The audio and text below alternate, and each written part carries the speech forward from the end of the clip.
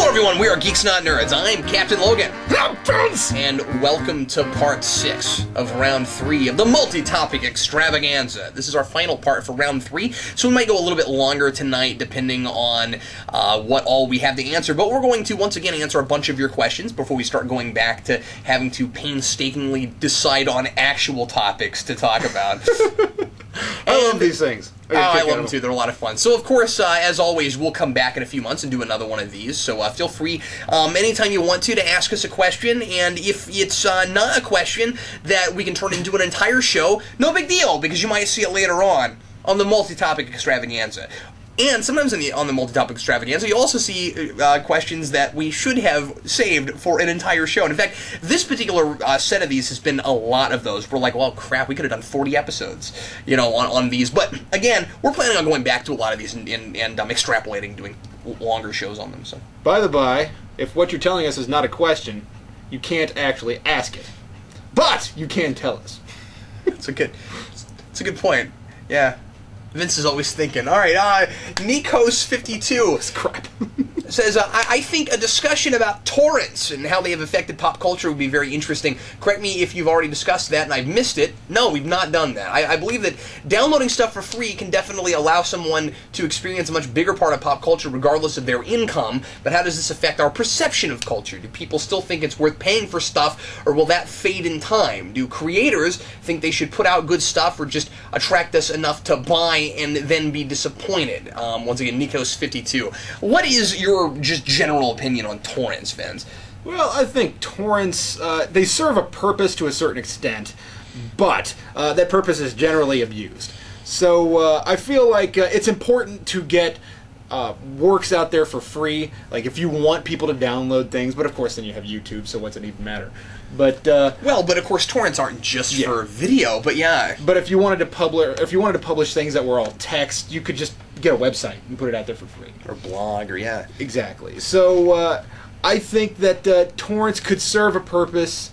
For example, one of my favorite things, there was a movie that came out in the 50s that I wanted that I couldn't get a hold of, except via torrent. It was not available for release, and it's still not available for release, and they're not sure if they're going to release it at all. So it kind of drives me nuts. But I wanted it, so I downloaded it. There you go. So therefore, I feel like torrents serve a purpose, and I feel like what the purpose should be is getting a hold of culture that has either largely been forgotten or is just really, really difficult to get a hold of, and money is not what helps you get a hold of it. So there's my nutshell on what torrents should be for. Yeah, I agree with everything you just said. As far as just kind of, and again, there's probably a whole video in this, so I won't go too far into this, but the idea of, you know, illegal downloading, is it as wrong ethically as creators might want you to think that it is, or that studios and places might want you to think it is? I think for the most part, yeah. I don't like, and of course, I'm never publicly going to say, hey, go torrent things. That's okay. Especially as someone that creates things myself sometimes for purchase that I'd like people to pay me for, because I worked hard on that, and it takes money to produce it. You've got to recoup that you've got to recoup that capital somehow, and you got to put food on the table if you're trying to make a living in entertainment, that sort of thing. At the same time, I understand sometimes why people might feel the need to do that, whether it's a misguided thing or not. Where sometimes I feel like you have inflation problems where certain kinds of entertainment are more expensive than they should be, or you have you have such a huge culture of consumption and so much stuff that is still considered relevant with decades and decades of relevant material, where a lot of people think that you're not well read or you're not well watched or whatever if you haven't seen this giant laundry list of things. How could you possibly afford to see everything? That kind of thing. That's why I'm glad that we have subscription-based things like Netflix and stuff like that now, where the amount of stuff, the selection is larger than it ever has been to watch things for cheap, you know, and also to read things for cheap to a degree. With there are a lot of free there are a lot of free ebooks of classics and things like that. So I mean, like in some ways, and music is getting cheaper and cheaper all the time. I mean, in some ways, it seems like it's cheaper than it ever has been to consume stuff, but then for other things like comic books, it's kind of more expensive. I mean, you know, yeah, at least right now we're in this crossroads with digital where that should be cheaper than print, but it's not because they're trying to make sure that print stays alive. You know what I mean? So, like again, I get why some people feel like they have to do that to stay well read or well watched or whatever, but at the same time, he's got a point, and I think that when he asked this question, this is probably how he feels about it. I don't know, but I think that there's a good point here that that it's probably true that the more people cannot make a living at this sort of thing, the more people just are not motivated to make stuff. I mean, you know, it's unfortunate, but it's true. People even cannot afford to make things. I mean, how can you afford to devote your time and then publish it and give it to the masses if you have to spend your time doing other things? Yeah. I mean, people who now I will say this. Maybe this is going. Maybe I shouldn't go this far. I also have respect, I think, for people who might. Now, again, it's getting more and more dangerous all the time because then the government is cracking down more and more on this. But I mean, like, I have some respect for some people, and I don't do this. But I have respect for some people who like sample, who like might torrent something or download something in order to try it out. Say like a track or two of something to see if they want to buy the album, and then you know, and then maybe I really like that, so I'll actually go get the album. Where like I don't have any good way to sample this. Although I think that these days it's getting easier and easier to sample stuff with YouTube and things like that, and you can listen to a good portion of a song, say like on Amazon or something before you buy it. So maybe we don't even need it for that anymore. You know what I mean? Right. Stuff like that. So again, I understand why some people do it, but ultimately, my bottom line is if you really, I mean, if you like something, support the creator that made it, or you might never get anything else from them. Right. Yes, indeed. The Ottawag 86. Do you think film critics try to hate certain film genres rather than taking different types of film genres for what they are? Examples: action films, science fiction films, and comedy. I feel like there are some people who are elitist in nature and resist the idea that good things can come out of a genre. And I feel like that's less likely in film and more likely in prose. One of the, and I can't give you the author right now because I just don't remember, but one of the best things, one of the best lines I ever read in a book on writing fiction was that I had to read back when we were in writing school, Vince, was a line that said, and it was one of the like opening lines of the book. Literary fiction is also a genre. Which I kind of agree with, you know what I mean? That I mean, you have genre fiction, but then literary fiction also follows a certain kind of rule set. It too is a genre. Okay. And so I think that when people get really kind of elitist snob about it, that's not really fair because I agree with that. You're talking also about another kind of genre, you know what I mean? So yeah, I think this does happen. I think that critics should be more professional than that. I always like, and I also think that everybody is subjective. We've always said this. Everybody's going to have a subjective view about watching things. They're going to have the things they really like and the things that they don't like, and it's very difficult to walk in, as Roger Ebert always used to say, that you would, and still says, that you would you try as a critic to walk in with an open mind, expecting or at least hoping to be entertained even if it's not your bag. You know what I mean? And I don't think that that's always possible. You know, when Gene Siskel was still alive, he always would say that too, but then I would see him sometimes in reviews say that, you know, he didn't care about a movie at all, and before he saw it, it became very clear that he already had kind of a bias against it before he even walked in, where he's like, well, this doesn't even interest me, so then he'd be like, well, I don't even get it, you know, because it didn't interest me in the first place, that kind of thing. He said that when he saw Spawn, which is fair, because it's not that good of a movie, but But I'm just saying, it seemed very much like, Ebert was trying to give it the benefit of the doubt with that one. I've watched that review where he said, yeah, but I mean, the Visions of Hell were really interesting. It's got some stuff that's interesting. And then Siskel was just like, well, I didn't even, that wasn't something that I even cared about in the first place. You know what I mean? And so I think critics do this sometimes, and I think that they do it despite themselves, even when they don't mean to. I think it's hard not to. I feel like people, they try to remain impartial, but it's really difficult. I'll give you an example. I had a teacher at one point who said he didn't necessarily not like things from Pixar, but what he said was, Ratatouille, what a repulsive movie. And I thought, well, it's a very endearing movie. And then he said, all these rats running around. Like, here you are, a writer, and you can't accept something that's just a conceit. Come on, it's a rat. They washed them. Come on. Yeah, at that point you're saying that there are premises because you don't like them that you just can't pull off at all. Yeah. I don't like that, because heck, there's a lot of premises that I don't like that people have made movies of that I have understood and had an appreciation for, even though I didn't care for the idea in the first place. You know what I mean? So yeah, that's definitely something that you wish didn't happen, but it's going to. I'll tell you, I have a difficulty sometimes with things like chick flicks and stuff like that. You know what I mean? Where yeah, there are great ones, but it's really easy to walk in and just go, well, this isn't the sort of thing I want to watch. So. Yeah. Robert Emmett. This is just a quick throwaway question. Cap, will you ever review Lord of the Rings? Probably not. Unless somebody buys Geeks United and then requests it. And then they request it. Yeah, thank you. It's not... Thanks, Vince. Not somebody's totally going to do that. It's not something that I would just go out of my way to review, but at the same time, I don't really go out of my way to review anything except for superhero movies, so, that's why I have Rewind United, but I just let other people pick the movies. So, yeah, it could happen, but I'm not just going to go do it. What I was going to say is, my stepdad Jeff and I did a series on Harry Potter, and I had considered doing a series on Lord of the Rings with him, because he knows it better than he knows Harry Potter, and it would be fascinating to hear him talk about it. But that video series would be a lot of me doing this. Cool, Jeff. Because I just wouldn't have a lot to say about it. Yeah, I've seen them. I like them. Okay, I'm a casual viewer. I wouldn't have a lot to say.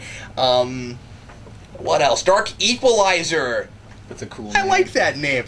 Do you think and I like this question, do you think if the zombie apocalypse actually happened in real life, like zombies in Walking Dead, for example, okay, I'll just keep reading. If that happened, I think it could be contained. If the zombies were like the remake of the Dawn of the Dead remake, then I think we may have a problem. Thoughts? That's not a real coherent question. I'm not real sure what he's asking. I think he's asking the difference between the Dawn of the Dead remake versus the Romero-esque zombies. Could you potentially survive one of those? Okay, go ahead. I think it just all depends on your situation, and it really depends. I feel like the remake of the Dawn of the Dead the remake of Dawn of the Dead, the zombies were really ill-defined as to what they actually were, other than just undead creatures. And I don't feel like the fantasy or the science even made sense. I don't feel like it worked either way. Now, granted, most of the time it's fantasy, but I don't feel like they came up with a solid idea for what those guys are. So I don't think society can come back from a remake of the Dawn of the Dead zombie-type peoples. I don't think that's possible, because it just seems to be an unbeatable menace. I just love the way you started to phrase that. I don't think society can come back from a Dawn of the Dead remake. Yeah, it was a word vomit. I'm like, here we go, you're going to understand it there. I don't think we'll ever come back from that. I think that the world has changed now because we remade that movie. I feel like the bar has been lowered. I didn't like the remake. But I think that you could potentially come back from, Walking Dead type zombies, the Romero-esque zombies, because they're all reasonably slow, just meandering creatures, and there is a definite way to deal with them. They came back from the 28 Days Later zombies, and those were fast-moving zombies. Yeah, and technically they weren't even zombies; they could die. It was a virus, yeah. Yeah, they had a reason to. Or they could get out of it. It's just really hard to survive an attack.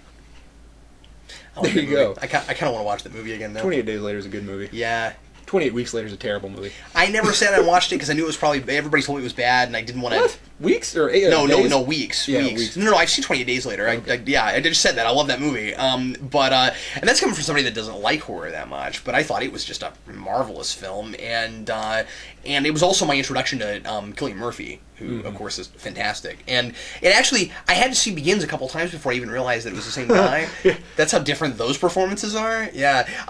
Mr. E, when it comes to writing stories, which mediums do either of you prefer to write in? Vince? I've never written a successful genre fiction story. Or define successful, not monetarily successful. It's all my personal definition of what successful is. Right? Yeah. The things that I find that I gravitate towards are very dialogue heavy, like scripts for stage. That's the thing that I have a knack for, really. Yeah, you've never been a big short story guy. But I think the best thing I've ever written was a short story. That one short story. That it was literary fiction. It wasn't. It wasn't supernatural in nature of any kind. I don't think. At this point, I've gotten so stuck in dialogue and how to put things on stage that I don't know that I could really go write a supernatural type story.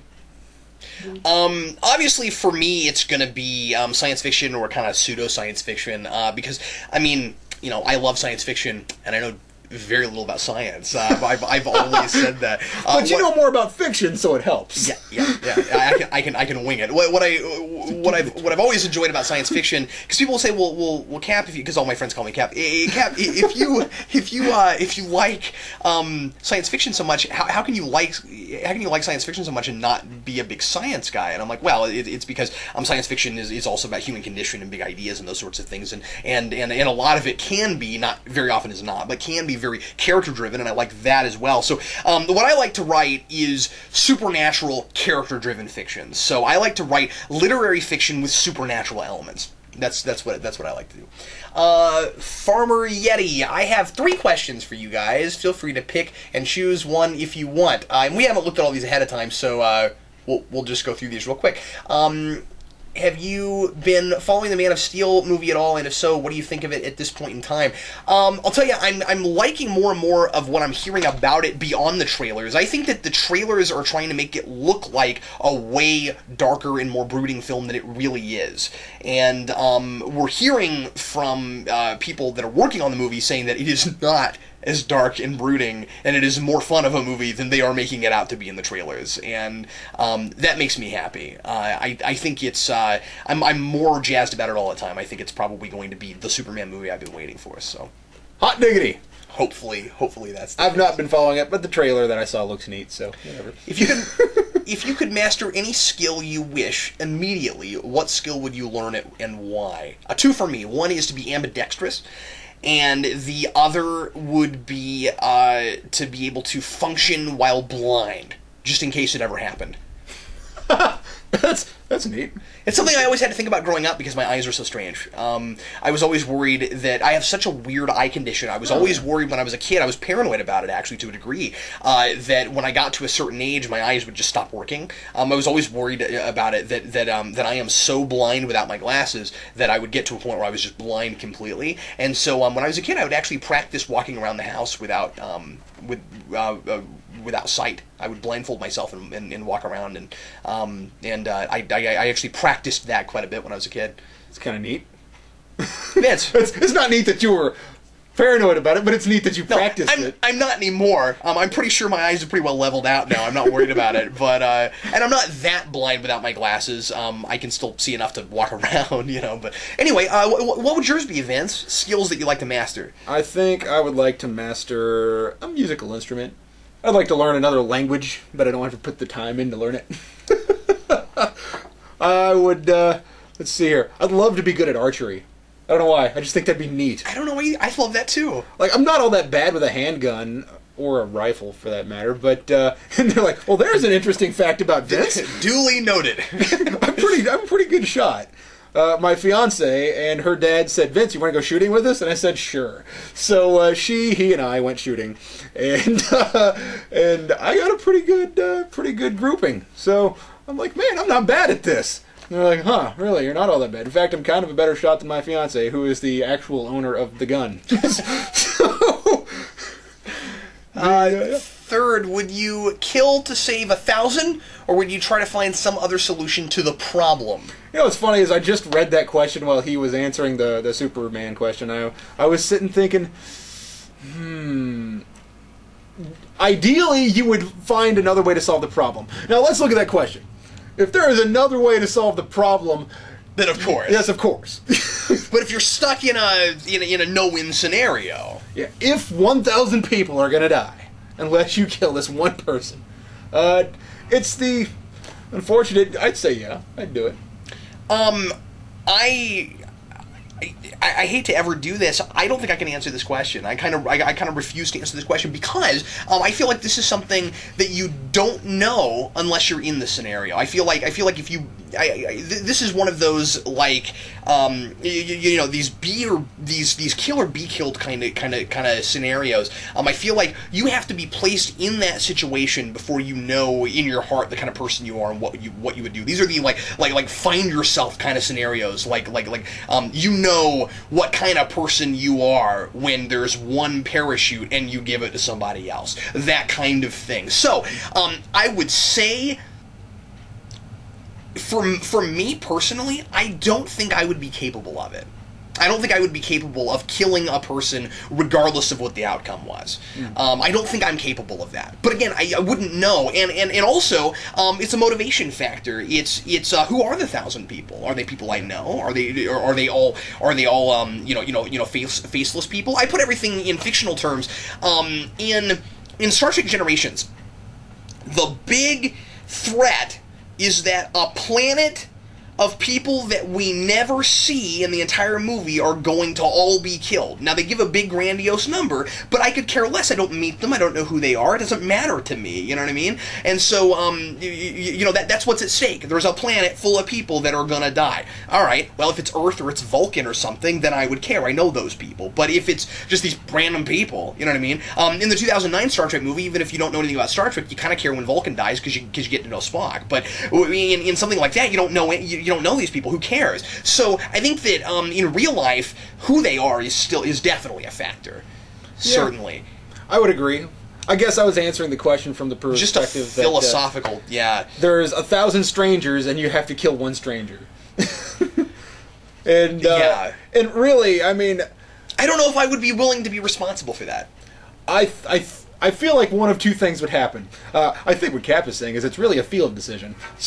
that is what I'm saying. Oh, it depends. It depends. I feel like I might stall and then end up dooming us all. Be like, I can't do it, and then everybody dies. But I don't know. The pragmatist in me says yes. That's a great question. I feel like that would even be a great video question. We might come back at some point and do it and really kind of hack out the philosophy. Chillabome, could you talk a little bit about historical perspective? I like that he capitalizes H and P. Historical perspective! How to acquire it, how to use it properly without justifying every flaw of the piece simply because it was made in another time. Vince? How do you acquire historical perspective? That's a terrific question. It is a great question. It's something, because I talk about it a lot. I have never thought about how do you acquire historical perspective, except for living. So yeah, sure. I think part of the deal begs the question as to whether or not either of us actually have it. Yeah. I feel like the main thing, it depends what you're talking about, but if we're talking about, let's say, movies, because I feel like a lot of us get a little harsh on older movies. Well, the acting's not good. Well, the acting's different. It's a different school of acting. Yeah. So I feel like what you got to do in order to get historical perspective is watch enough stuff from that time that gives you an idea of what the norm is. So if there is a school of acting or a school of directing or writing or whatever that you need to understand before you can watch something from that time, I mean, the only real way to acquire it is watching stuff from that time and understanding what's going through. I don't feel like having historical perspective really means that you're going to fully enjoy something from that time period. It just means that you can't. If you have historical perspective, you will be less likely to judge it harshly based on the things that make it different from your own time period. I agree with all of that. I also think that a little bit of research can't hurt. Yeah, if you know what's going on at the time period, and you know what people are really trying to highlight. For example, the production code eventually fell in... let me rephrase that. It fell and then was replaced by the ratings code. And there was a little bitty time period in between the fall of the production code and the genesis of the ratings code, in which movies kind of got away with doing some stuff that's a little shocking. Yeah. And there's a movie that's called In Cold Blood. Now, a lot of people are probably pretty aware of that after the Capote movie came out and all that. For some of our younger viewers, like, oh yeah, I know what that is, because the Capote movie. Which there's a movie that Infamous. Infamous in something. It's a movie that's about Capote, and I think it's a little bit better than Capote the movie. So whatever. But In Cold Blood has less shocking things in it. If you were to just compare it by today's standards, In Cold Blood is less shocking than either of those Capote movies that came out. Because those Capote movies show things in very graphic terms. And they have very, very blunt takes on what actually happened. And if you go watch that In Cold Blood movie, there are just phraseology. There's phraseology in that movie that you use at that time period. There are things that you wouldn't say because it's shocking. I can't share those. Because, I mean, for the time period... Today, you could probably say it on television. Okay. But at that time, you would say, "Whoa, that was harsh," and you wouldn't necessarily show a man being hanged. But it was a different time. Yeah, I mean, a lot of things like that you'd show off camera, you know, and stuff like that. I think that it also a little bit of research, and I don't mean like you gotta, you know, go take a whole class on whatever period the thing came out in, but I do think it's important that when you, let me put it this way, I think it's important that when you watch a movie that you clearly don't get, it's not fair to assume that the movie is doing something wrong when it's a lot older. It might be, and very often is, that it is speaking to somebody that isn't you and somebody that doesn't exist anymore. So what you have to do is go back and figure out what was going on at the time, figure out what it was really talking about, and then you might get more out of it when you find out, oh, this was an allegory for this thing that was happening at the time, and that sort of thing. I'm speaking very vaguely, but you know what I'm getting at. There are definitely a lot of movies that would, in order to get away with talking about certain themes, that would mask it with allegory and with metaphor and stuff like that, and they would do it in really creative ways. But if you don't know what they're talking about, it won't seem like creative to you. It will seem like gobbledygook, you know. But it's not, you know. And there might actually be some really profound things being said that you don't know about. And even with character progression, that can be a thing too, where if you know what's going on at the time, you know how it affects the characters, and you realize why they make some of the choices they make and stuff like that. So I really think that part of historical perspective is also understanding that the history of the time was the present news back then. I think it's important to understand that what we look at as history was at one point current events.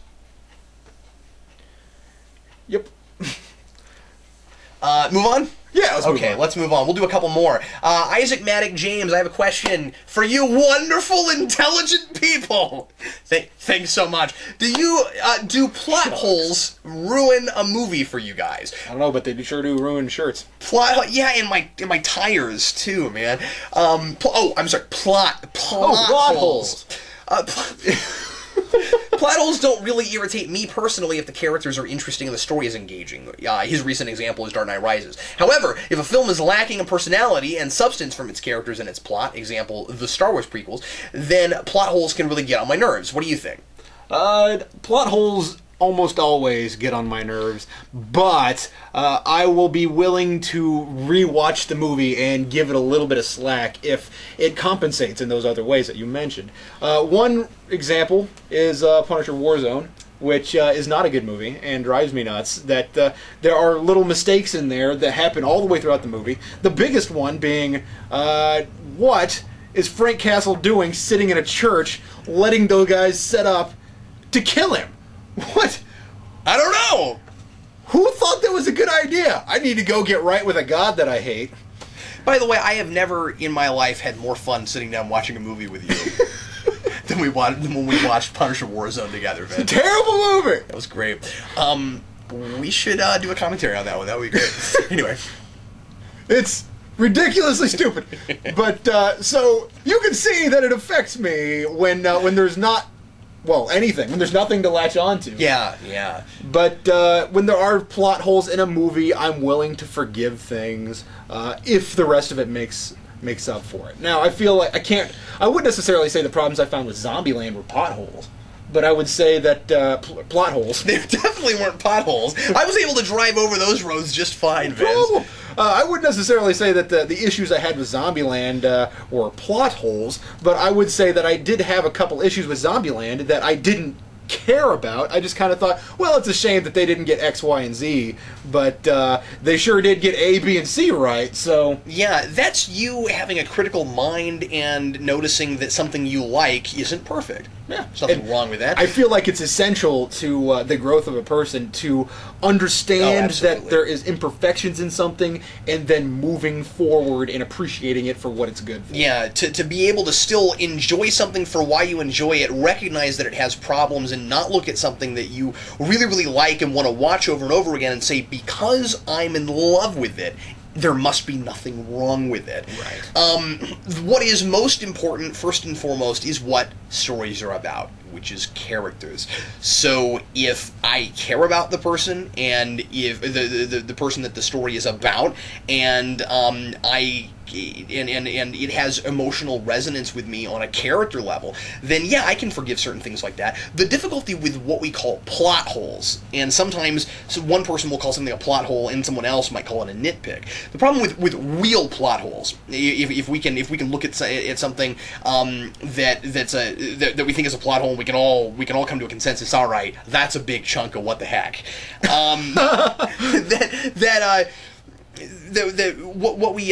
What we see is that very often a big plot hole will affect characterization. It will affect motivation. The one that you mentioned with Punisher Warzone, that's not a plot hole of how the heck did this guy get from here, or something like say like he mentioned Dark Knight Rises as an example. Say something like why in the world were there motorcycles inside the stock exchange, right? Things like that. Well, the fact that there are motorcycles inside the stock exchange does not affect how I feel about certain characters in that movie, but I do kind of wonder about it. What you're talking about is a much bigger problem, because it's about motivation. It's about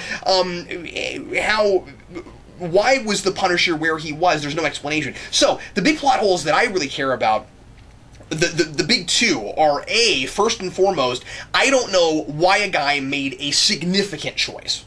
That's the first thing. And second of all, giant convenience.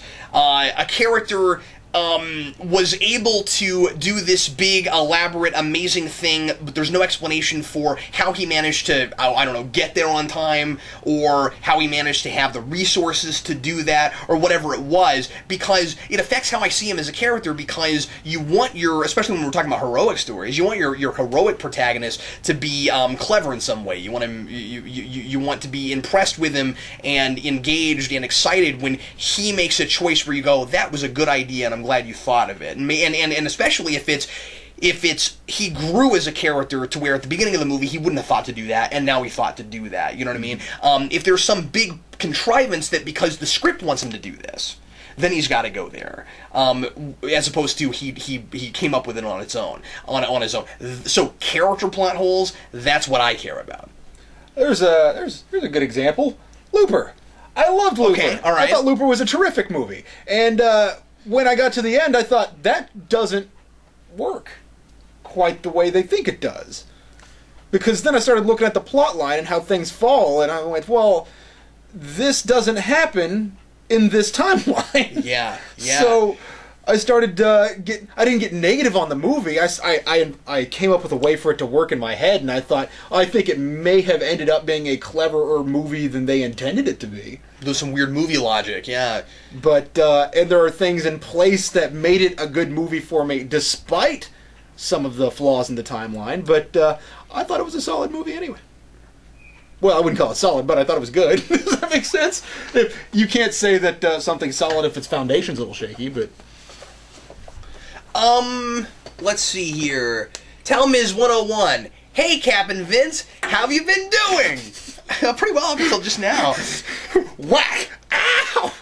Well, here's my question for you guys. You doing all right? Yeah. Okay. The crossover I really always wanted to see is The Punisher, the man who lost everything and in the end lost his faith in the system, meeting and having a sit down and talk with James Gordon, the man who lost 2 women and ended up with a handicapped daughter and still has faith in the system. What do you think they would talk about? Yeah, terrific. And I really like that he didn't just ask what would it be like if Gordon and Punisher sat down, but he actually reminds us of that background and how they have similar backgrounds but are different people. I like that. That's interesting. Well, I feel like you would need a scenario under which they would meet. But of course, I think he's just saying that that if it were possible, what would it be like? I think maybe what's more interesting in this question is less like the scenario and more, how are these not the same character? Well, I mean, they're significantly different in the fact that one is still operating underneath the law while sort of supporting a vigilante, and then the other one is a mass murderer. So... Right, but I think that he's saying that they easily, because of their backgrounds, could have become the same person. That Gordon could have left the system and become something like the Punisher. Oh. I think that Batman kind of helps him not do that. Yeah. Maybe that's there. And also, he didn't lose his whole family. I feel like it would be cool if DC and Marvel did another crossover, and I think so too. Daredevil and Batman were to be the big team up, but then they had Punisher and Gordon, and maybe Gordon's on some sort of task force to go get the Punisher, and they end up having a conversation about how the law breaks down and doesn't work, and Gordon says that's what Batman's for, and Punisher says Batman's not doing enough. So I think that's essentially what it would be.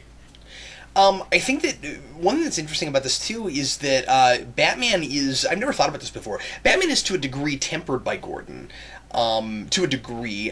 He works with the law, but outside of it. But if he just worked on his own, is it possible that Bruce Wayne, with his background and his eccentricities, could go too far?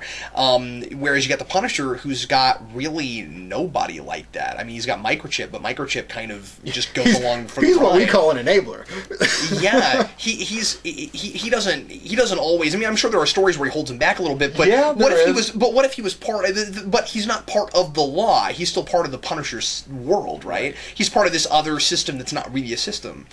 Yeah, the Punisher at one point made some ridiculous, awful choice that put loads and loads of civilians in danger, and I thought that was really questionable, and it happened at the end of the War Journal Warzone Punisher lines when they were publishing all 3 of those things. And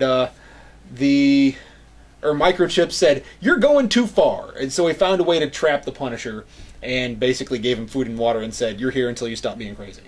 So, you're right, but all of that stuff was really contrived and didn't make a hell of a lot of sense. You want to do one more? Sure. All right, Nikos 52. Did we already do a Nikos 52? I don't know. I think we did. Let's see. Well, we'll answer this anyway. I'm sorry, this will be the last one. The last few years, studios tend to make superhero movies darker due to the success of Dark Knight. Do you think that maybe they'll stop now that they've seen the Avengers being such a huge hit? Terrific question. My answer to that is yes and no. I think that because the Avengers was as successful as it was, but also because Iron Man and some of their other movies worked so well, that we're going to see consistently a wider variety of these things, which is what I want, you know? I think that it was really prophetic and really important that we had Iron Man and Dark Knight the same summer. because people saw both of those movies together as kind of the future of superhero movies, that they don't have to just be these popcorn things, that they can make you think a little bit. I guess a lot of people weren't really paying attention to the fact that Begins had done this 3 years earlier, but I also get why people latched on to Dark Knight more than they did Begins, so this is not an argument about that. I'm just saying that I think Begins was already showing us some more dimension with superhero movies, and it just didn't rake in the dough that Dark Knight did, and so it wasn't conscious in the masses, right? But Iron Man, not the really dark, heavy movie that Dark Knight was. People liked it more because it had a lot of levity in it, but the reason that people put it up with Dark Knight in this is kind of the future of comic book movies is because it was very character-driven. It was very much about this guy, Tony Stark, who we got to know, and he wasn't just a dude who put on a costume. He seemed like a regular guy, a real guy, you know, and people really liked that about it. And so I think that because you had those two very different movies out in the same time, we were already getting the sense that there's a lot of different ways you can do these things and still have emotional resonance in these movies. And then, because, as you said, because The Dark Knight was as big as it was, it seemed like for a while there, they got to keep being dark and dark and dark, and but they weren't all that way. It was just enough of them were that we kind of felt it, because you had Watchmen, you had Kick-Ass, and you had these movies that were kind of like that. And not that Kick-Ass isn't funny, but it's also a kind of dark movie, right? Yeah, it's a really dark movie, and then and then you had Avengers, which is just like a really much more of a bright and chipper kind of action movie than we've had in a long time for superheroes or anything, right? So yeah, I think it's great. I think it means variety. At least that's what I hope it means. I agree. I think that that it's okay for that. I mean, I feel like he has a point. I feel like Marvel is going to bring a little bit more of that into it. I feel like DC needs to. I guess we'll really see. DC needs to make some movies before we can say anything about that, right? But I guess we'll really see where Man of Steel goes. But I feel like DC needs to make a couple of flops that are dark before they realize that not every character is Batman. So fair enough. But Green Lantern wasn't really dark. Yeah, it was also bad. Fair enough. So, and he was brooding, and he was all emo. That's true. It didn't necessarily have to be that way. I feel like the big difference between... I feel like what DC says is that their character has to be largely unhappy. and that's how you make a protagonist. Well, Batman's unhappy, but in an interesting way. And the Green Lantern was unhappy, but in an uninteresting way. And, yeah... Fair enough. Well, on that on that note, once again, I feel the need to say that we are not here to dog on Green Lantern. I really wanted that movie to be good, no, I just didn't care for it. Yeah. Anyway, thanks everybody for watching. Not sure if that's the note we should be ending on, but whatever. Let's answer this second part to his question. Okay. Oh, I'm sorry. Did he have more? I guess he had more. All right. Fine. Well, you know what? We already talked about this. No, we've done this already. The Fantastic Four X-Men. Do you want to end on David's question? Yeah, we can do that. Divid22, what characteristics make for a solid and or good or great flagship character? And I'm sure he means for comic books. I don't know where else flagship character really makes a great deal of sense. You know what I mean? Well, I think what they really need is a giant flag and to be a captain of the ship. Do you have an answer for this one? I think that flagship characters, I know what he's talking about, it happen historically. They happen accidentally. It's not something that you can create. You can't say, like, this is going to be the staple of our universe. Spider-Man was an afterthought that happened to become what it became. That was Stan Lee saying, all right, I'm going to leave, but I'm going to make this one last character, and then that was the one everybody liked, so he stayed. And then kind of became Marvel's flagship character. He's not really that anymore for a whole number of different reasons, and we're actually probably going to do a show pretty soon on that, because somebody asked a question for a show recently of who is Marvel's flagship character now, and is it Iron Man? And I want to do a whole show on that. I don't even want to answer that right now. I think we should talk about it. Okay. But anyway, so I think that the answer is it's like government. The great flagship characters are voted by the people that read it. It's who do the masses that read the thing tend to latch onto the hardest, and then usually people are smart enough that if a character is really worthy of that, then that's the guy. I like to be optimistic enough to think that there's a reason that so many people gravitated towards Superman and Batman. You know what I mean? And so they are DC's flagship characters, not because they were necessarily created that way. It's not an accident that they were their earliest characters, but I also think that they just were right on the money that early. That these were archetypes that permeated already. You know what I mean? Superman and Batman have particular qualities of major heroic archetypes that people were already interested in, and they hit them in a certain place, right? And so I don't think that it was just like heads of a company going, we need a flagship character. It's people, I feel like they do that and fail, but they fail. That hardly ever actually works, right?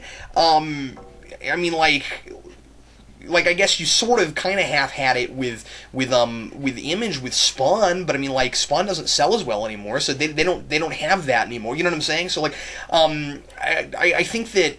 And I think that it can change over time. I think it's possible. So when you ask what makes for a great flagship character, this may be a cop-out answer, but my answer is the same things that have made great heroic characters great since the dawn of time, really, since the dawn of storytelling, since antiquity. I would agree with that. I think part of it is characters who are really interesting at its inception, enough to catch the reader's eye, and then they keep evolving as the years go by, but they don't change so much that they change the basis of what the character is, i.e. Batman. That's very important. And sure. I would also say Spider-Man.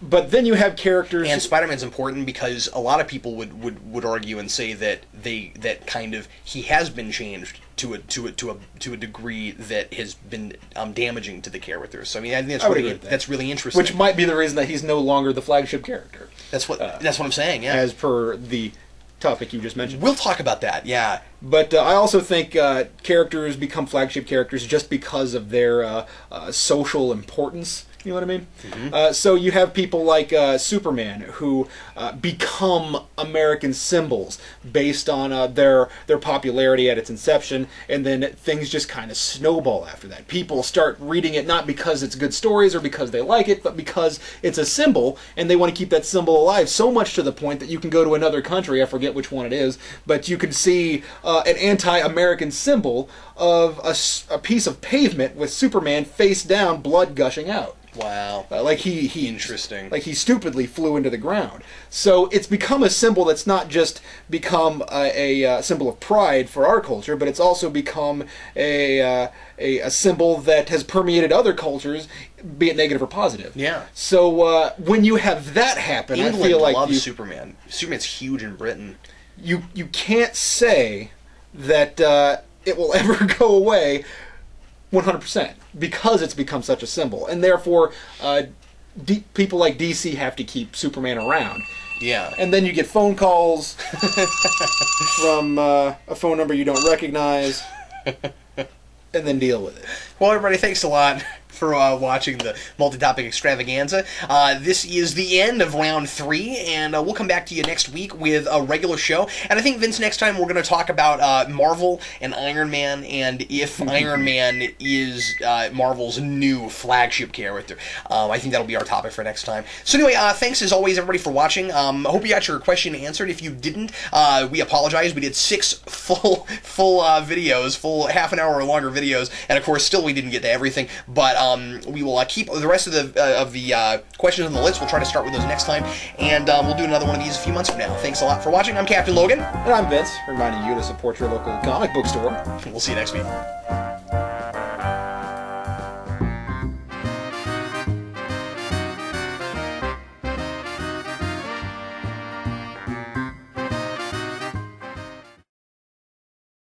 Vince, are you thinking what I'm thinking? I think so, Cap. But how do you get clowns to shave their legs? Well, I'm not sure, but what I was thinking is, I think our viewers should join the Geeks United Club. The Geeks United Club? That's a terrific idea. When they join, they get lots of stuff. Do they really? Can you jog my memory? Stuff like this handy-dandy manila envelope in which we ship all your stuff. That's pretty cool, but it's not the coolest part. They also get this DVD that has 2 full hours of their favorite Geekvolution content. They get to pick what videos go on here, and they also get a custom episode of Geeks Not Nerds just from us to them. That's pretty cool. They also get a Geeks United membership card on which they can put their name and check as to whether or not they will be a Logan Tier or a Doomsayer. You know, I would check Logan Tier, but that would make me a fan of myself. I think I'm going to check Logan Tier because I like to be unpredictable.